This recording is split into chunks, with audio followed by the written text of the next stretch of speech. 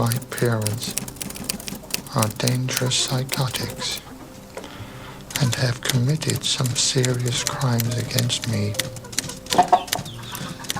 My father was frightened that because he was rich, I would grow up soft unless I learned to be violent.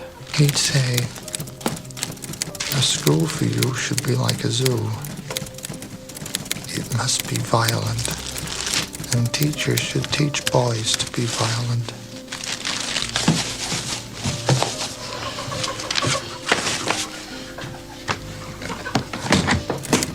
But I hate violence.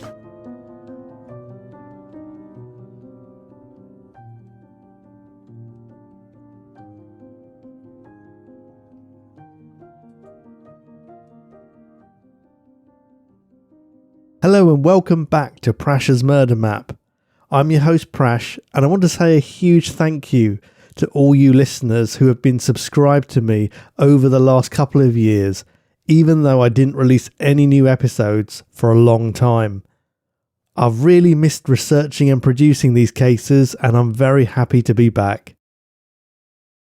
In this episode, we'll be tackling a quirky cross-border killer who crossed the English Channel and sparked an investigation on both sides of it, involving both the British and French police, in a case that includes strange science experiments, missing bodies, and clever forensics. As always, this episode includes descriptions of violent crimes, so listener discretion is advised. It was a chilly evening in early autumn when 27-year-old Daniel Rosenthal decided to write a letter to the FBI. He adjusted his ill-fitting spectacles and peered at the typewriter on his desk in front of him, the blank page waiting patiently for his words that were so difficult to find. How could he possibly explain everything? He looked around the laboratory he had set up in his bungalow. The room was cluttered with bottles and canisters, piles of paperwork and syringes littering the desk. There was an unpleasant smell in the air, an unsavoury mixture of gas and raw meat, although he barely noticed it anymore. He turned back to the blank sheet of paper and adjusted his eyeglasses again. Then he took a deep breath and began to type.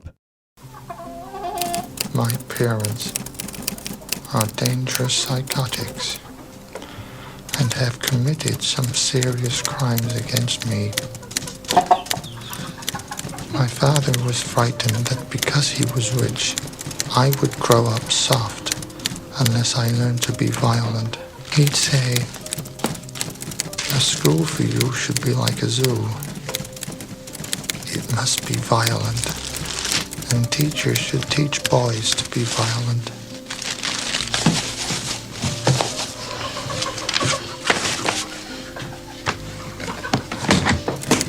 But I hate violence.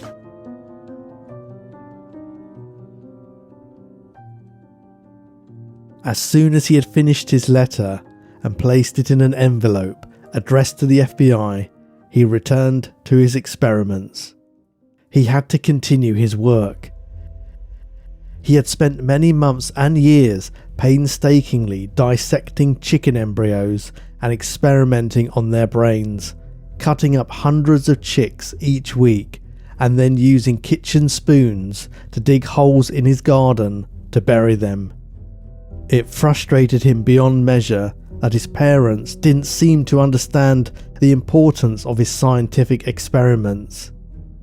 He selected a live chicken from the coop in the next room and grasped it by the neck as he briefly peered through a gap in his curtain to check whether the neighbours were around. A man walking a dog was just passing the house. Daniel stared at him, and as if he sensed he was being watched, the dog walker glanced up and noticed the awkward young man standing in the window clutching the unfortunate bird. Daniel smiled at him insincerely, and the man looked noticeably unsettled as he quickly returned his eyes to the pavement and hurried on. A couple of weeks later, Daniel Rosenthal bought a cross-channel ferry ticket from the travel agent in nearby Bittern, then made his way to the naval city of Portsmouth, just 20 minutes from his home in Nordic Gardens, Hedge End, which was a small town near Southampton on the south coast of England. His expression was inscrutable, and an observer would not have been able to guess whether Daniel was looking forward to or dreading his visit to France to see his father. 65-year-old Milton Rosenthal was American-born, but now lived in Paris and worked as a UNESCO official. Daniel's mother Leah had left Milton 15 years earlier and now lived in Israel, so both of Daniel's parents were often out of sight, but rarely out of mind. As the overnight ferry was loosed from its moorings and drifted out of the dock, Daniel hunched his shoulders and pulled his raincoat tightly around him as he made his way to the upper deck, wandering unnoticed past the crowds of tourists heading to the restaurant or the entertainment lounge. Some would stay there until the early hours of the morning, making the most of the extravagant facilities on board, which to Daniel looked almost as luxurious as a cruise ship. Others would go straight to their cabins to get some sleep, as it was already late, and it was an overnight crossing. Daniel pushed past the crowds and onto the outside deck, where he was immediately surrounded by the dark, chilly sea air, in stark contrast to the warmth, conviviality and overwhelming perfume scents inside the boat. He watched emotionlessly as the lights on the shoreline were slowly swallowed up by the night as the vessel travelled further out to sea, the gusts of wind carrying bursts of salty spray nearly taking his breath away. During the 8-hour journey, Daniel Rosenthal had plenty of time to think. His life had been an unusual one. He'd been an intelligent boy at school, and he believed that as an adult, he was a genius. He was less than modest about his intellectual abilities and had a habit of seeing others as beneath him. He had never had many friends and rarely spoke to anyone except his parents. Milton and Leah had spoiled him as a child and always gave him what he wanted, with Milton openly disapproving of the strict discipline that French parents instilled in their children, choosing instead to smother his son with love, in puzzling contradiction to the letter that Daniel had written to the FBI. But he thought to himself, staring out at the dark, stormy waves of the English Channel, despite his parents' indulgence and their ongoing financial support, his father was now standing in the way of his experiments. Milton had made it clear that he was unhappy with his son's constant requests for money to pay for his laboratory equipment and a constant supply of poultry. Daniel wondered how the conversation would go between them when he arrived at his father's home the next day. On 22nd of October 1981, Daniel docked in Le Havre after a sleepless night on board the ferry and spent another 2.5 hours on the train to Paris. He disembarked at the city's eastern station and walked to his father's home in Rue de Bretonvilliers on the 4th arrondissement, which boasted views of the River Seine and the Notre Dame Cathedral. The 4th arrondissement was and still is expensively trendy and cosmopolitan, crammed with little cafes, narrow streets, boutiques, art galleries and gay bars, but Daniel wasn't there for sightseeing. Milton Rosenthal's housekeeper tried her best to make conversation with Daniel and asked how long he would be staying. She felt uncomfortable in his presence, and he made no attempt to answer her questions or make small talk. Instead, he approached her as she was reading the newspaper in the kitchen one afternoon and firmly asked her to leave. His father was out, and unsettled by Daniel's demeanour, the housekeeper did as he asked. When he returned to the UK after his trip to the continent, Daniel received an unexpected visit from his mother. 60-year-old Leah had made a rare journey from Israel to see her son and planned to attend a specialist yoga centre while she was there, which relieved her multiple sclerosis symptoms. The doorbell rang several times before Daniel got up to answer it, engrossed in his latest experiment to improve the taste of eggs. With a sigh, he pushed his glasses up, which had once again slid down his nose, reluctantly answered the door and brought his mother's suitcase inside. She asked Daniel how his father had been when he had seen him recently, expressing concern for her ex-husband, as the French housekeeper had called the day before to tell her that Milton was missing. Not long after his mother's arrival, Daniel's phone rang. He answered it, feeling irritated by yet another interruption to his work. It was his mother's doctor inquiring as to her whereabouts, as he had been unable to contact her. She lived. And she went back to London. Daniel answered abruptly, refusing to elaborate further. He received several more calls from his mother's friends who were trying to get hold of her, but each time he hung up without responding. Eventually, Leah's doctor grew so concerned that he notified the police that she was missing. The police arrived the following morning and asked Daniel if he knew anything about where his mother could be. In his typical blank monotone, Daniel told them the same thing he had told the doctor, that Leah Rosenthal had called a taxi and gone back to London. When the police officers entered the bungalow, they felt their first prickle of unease. Most missing persons cases had a rational explanation, but this one smelt odd from the beginning, and it wasn't just the sickly odours coming from Daniel's laboratory. They quickly found his mother's suitcase in the spare room, crammed full of her clothes and belongings, but when they asked Daniel about its presence, he could not explain why she had left without it. He was unable to supply the name of the taxi company, and he didn't know if she planned to send for her luggage later, nor did he see her get into the taxi, as he had been in the back garden at the time. The police thought this was very odd, and Detective Inspector Dave Phillips arrested Daniel on suspicion of causing harm to his mother. Daniel's neighbours watched in surprise as he was pushed into the back of the police car, unable to stop themselves staring. He stared straight back, peering over the top of his spectacles with an unnervingly steely gaze. Meanwhile, the crime scene investigation team arrived at the bungalow and began a thorough search of the premises.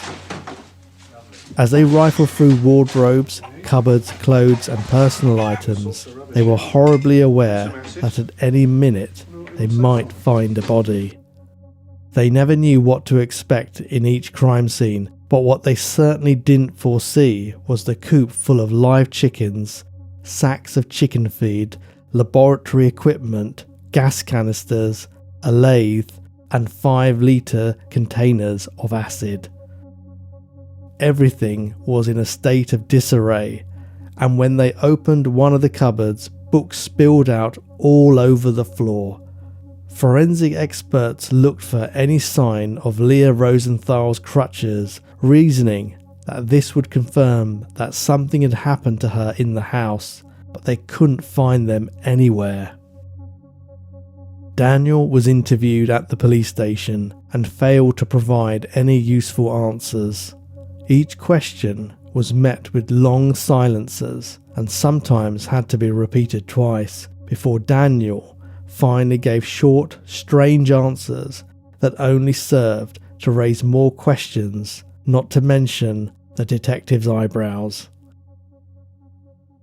The police had checked with every taxi company in the area and had been unable to find any driver who remembered picking Lear up from Nordic Gardens, and the neighbours said they had noticed his mum arriving but had not seen her leave.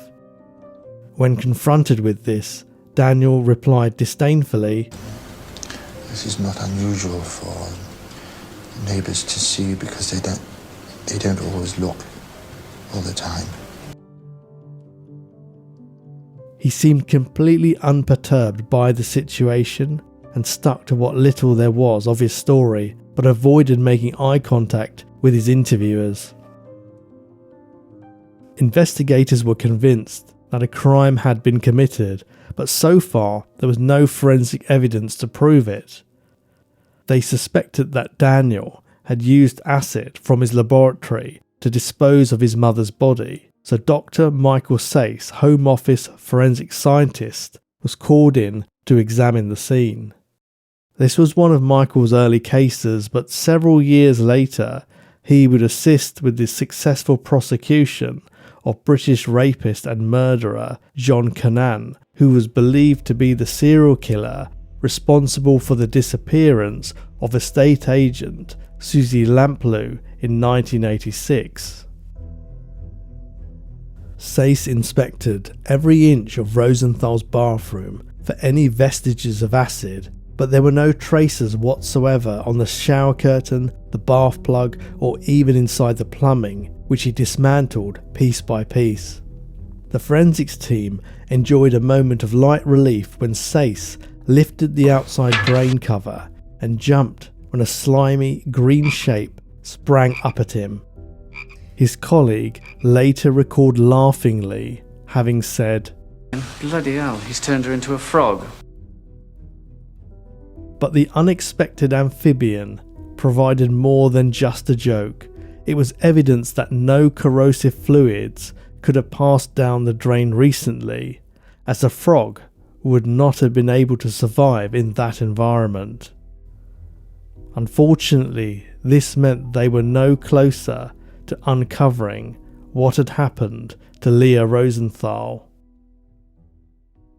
Discarding the acid theory, Sayce and his colleagues continued their extensive search of the bungalow's interior, using swabs to take samples from the floor and then diluting them with luminol, which turns blue in the presence of blood.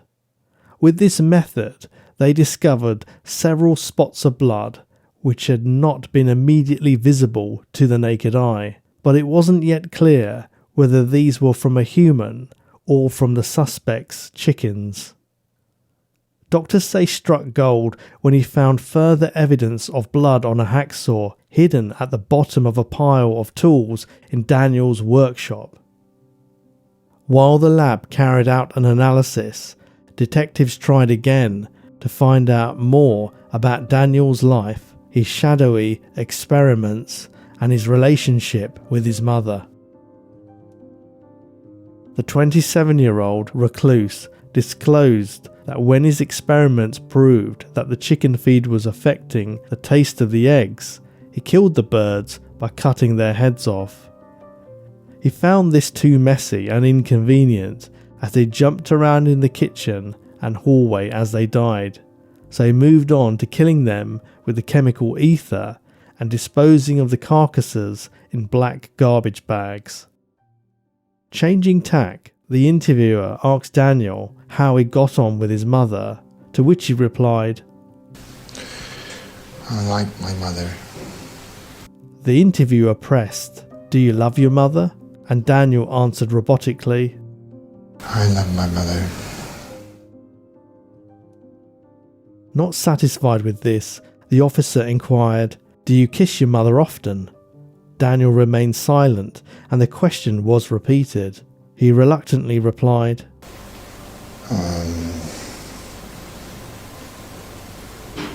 No, I don't kiss my mother. Why is this important?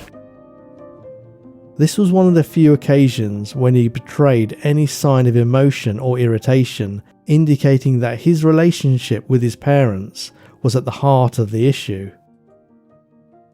It was at this point that the investigation took an even more troubling turn. The police placed an international call to the suspect's father in France, hoping he could furnish them with vital information as they were getting so little out of Daniel. The housekeeper answered and worriedly told the police that Milton Rosenthal had been missing ever since Daniel's recent visit. Detective Chief Inspector Mike Southwell felt a chill run down his spine. He asked if Daniel had reported his father missing, but Daniel said he didn't think anything was out of the ordinary. In dismay and disbelief, Southwell exclaimed, "Don't you think it's strange that you go to France to visit your father, and 2 days after you arrive, he walks out of the flat and doesn't come back?" Well, I think it's strange. And I think it's very strange that after you come back to England, your mother visits you, and then she goes missing. Daniel shrugged and pushed his glasses up his nose with his habitual gesture. He replied that he didn't think it was unusual, commenting, I do not consider her missing either. apparently completely unconcerned with his parents' safety. DCI Southwell had to leave the interview room to gather his thoughts for a moment, leaning against the wall and taking a deep breath, his body tense and racked with frustration. So far, there was nothing tangible to link the unsmiling, socially graceless young man to a crime at all. In fact, there were few signs that there even had been a crime. There was no body, no confession, and no evidence beyond a few blood spots. Mike had dealt with some tough characters during his time in the force, but he later said, Daniel Rosenthal was the most difficult and unusual person I've ever dealt with. He was in another world. He wasn't listening to us. He wasn't interested in our questions. He was looking down at us as if to say, you peasants, you're never going to catch me. Meanwhile, the lab tests came back confirming that the blood spots found in the Nordic Gardens bungalow were from a human, not a chicken, and belonged to someone of blood group B, the same group as Daniel's mother. Blood group B was shared by 11% of the UK population, so it still didn't prove anything, but there was hope on the horizon. The hacksaw had been investigated further, and on removal of the blade and a close examination of the tube, lab technicians had discovered blood, tissue and bone. Daniel offered no explanation as to how it had got there and accused the police of bluffing, saying he had read about law enforcement interview techniques and knew that they did this all the time. But the writing was on the wall for the 27-year-old oddball, and so was the blood, or at least it had reached as far as the legs of the furniture. Gradually, the forensics team was piecing together a clearer picture of the scene and were able to prove that the blood spots radiated away from the centre into a particular corner of the room. They surmised that Leah Rosenthal had died in this spot and her body had been dismembered, with an extremely thorough clean-up taking place afterwards, although the amount of blood would not have been copious, nor would it have sprayed upwards with much force, as the victim had already been dead before being butchered with the hacksaw. Detectives now had enough to charge Daniel Rosenthal with the murder of his mother.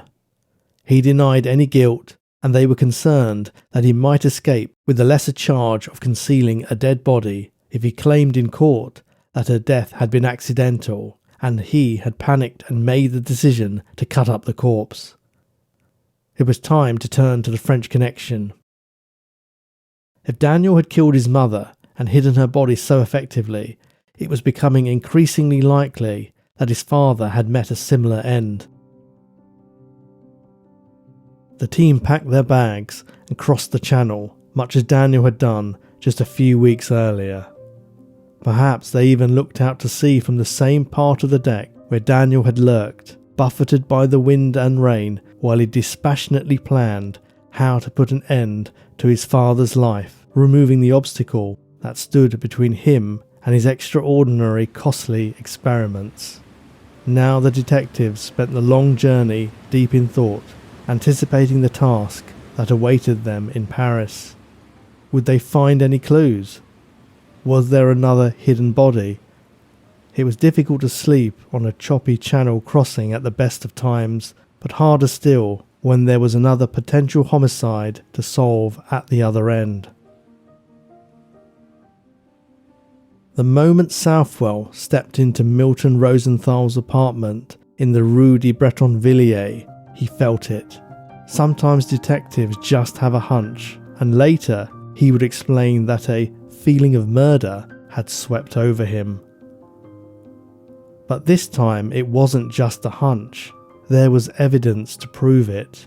The ceiling and the bathroom floor were speckled with drops of dried blood, and an incomplete letter sat in the typewriter, abandoned mid-sentence. Milton had been in the habit of recording his weight each day on a wall chart, but the last entry was on 22nd of October 1981, the day he had last been seen and the day that his son had arrived in Paris. A hacksaw was found in the bedroom amongst a pile of rubbish similar to the one in Daniel's hedge-end bungalow, but once again there was no body. The investigators returned home, lifted by hope, but concerned that the French evidence would be inadmissible in a British court. Their best chances of prosecuting Rosenthal hinged on finding his mother's body. He had mentioned disposing of his chickens in the garbage, so they searched meticulously through rubbish dumps and landfill in case he had dispatched his mother in the same way. Even with cadaver dogs helping them to comb miles of rivers and countryside, they found nothing.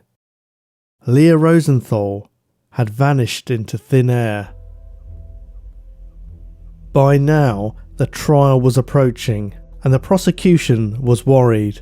Would they be able to prove murder without corpus delicti, the body of the crime?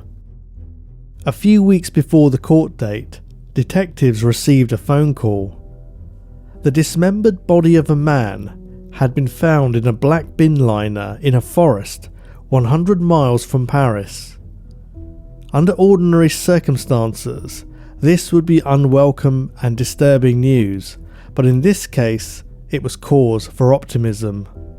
Dr. Sayce was invited to travel to the Institut de Médecine Légale to meet French pathologist Professor Michel Durigon. As Michael Sayce walked down the corridor towards Durigon's office, he was struck by the number of busts and statues of eminent doctors and professors lining the walls.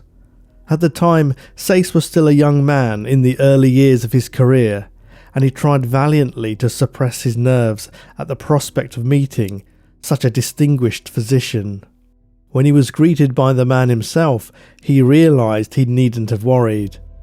Although Michel looked like the slightly older, balding, bespectacled man that Sayce had expected, his demeanour was far from stuffy or pompous.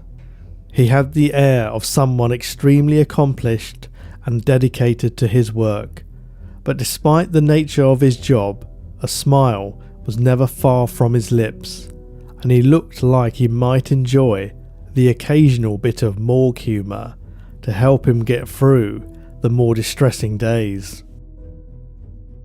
Durigon explained in his perfect but thickly accented English that they had found the majority of a human being.